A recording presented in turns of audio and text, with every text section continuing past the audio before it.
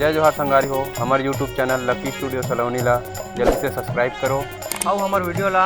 लाइक करो, कमेंट करो और शेयर करो। और हाँ, बेल आइकन ला जरूर दबाओ ताकि हमार नवा अवैया वीडियो आप मन ला सबले पहली मिले।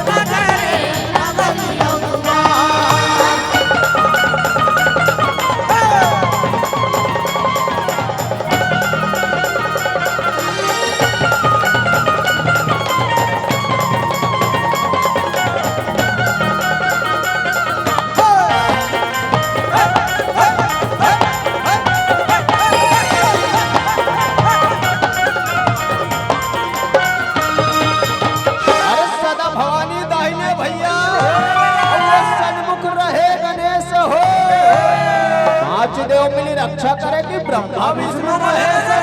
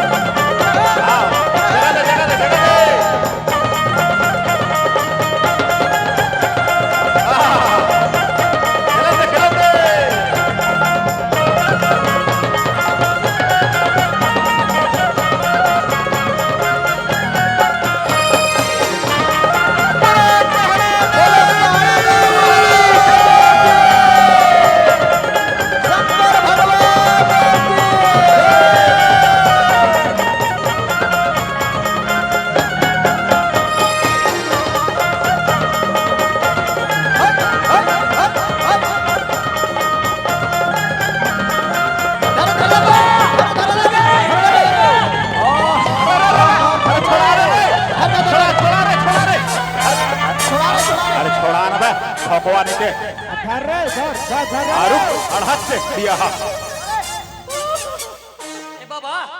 हाथ का मत मार देगा। बेटा 2 साल हो गए देख बोल मातारे की मारे दौड़ते बेटा काबर का अरे काबर मारे दौड़ते देख लो पूछ लेगा कैसे का बात है ते बतावेगा। तो डोकरा है हाँ हाँ गोल्ला ढीला है। अरे निठिला है भैया पिछले साल देवारी में हाँ हाँ मुर्दाफड़ा ले गए बजाए बोल ले गए बने आज देवारी है हाँ तो काला बजा ना तोर दफड़ा के लफड़ा ला ये तिहार में भी करने का दिवाली में नहीं तो आज तिहार है तो काला हिनर भैया तो दफड़ा था बाबा कहा बात है बतावेगा ऐसा बात है बेटा ओकरे पर बोले रहे हमार घर का गाड़ी पहले लेके अगले साल के गा सगत आएगा जात गोतियार जात गोतियार भाई और वो गाड़ा पहले लेके ले बेटा पने करे और वो गाड़ी पहले लेके है और वो का दाढ़ी ला तोड़ के लाद में बेटा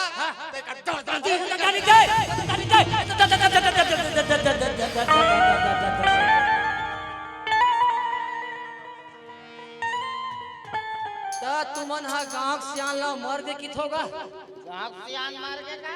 वाह तो सहमत हवा नहीं दे मोराठी लाल है इसका वाह लाल है भैया ये मन ऐसा में नहीं माने प्रेम मन है ऐसा में नहीं माने नहीं माने हम तब के देखा था दुनिया भर के तिहार माने पर गांव माथे अपन घर में आते कमा खा जाते ते मन हा तुम्हार झगड़ा नहीं देखेला थे जी दुनिया भर के नीचे आते कमाए खाए गए था ये आगे तिहार माने पर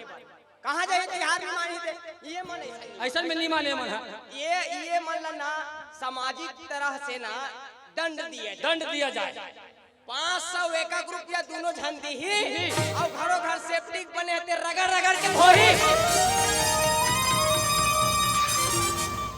और नहीं तो सुमोदा का गलल मिलो और चलो गोवर्धन लखुना चलो मिलो रे अरे सावन महीना मन भावन भैया रे भादो रे तीजा सावन महीना मन भावन भैया रे भादो रे तीजा कुआरे खवायो बोला कुटकी रे सुअर का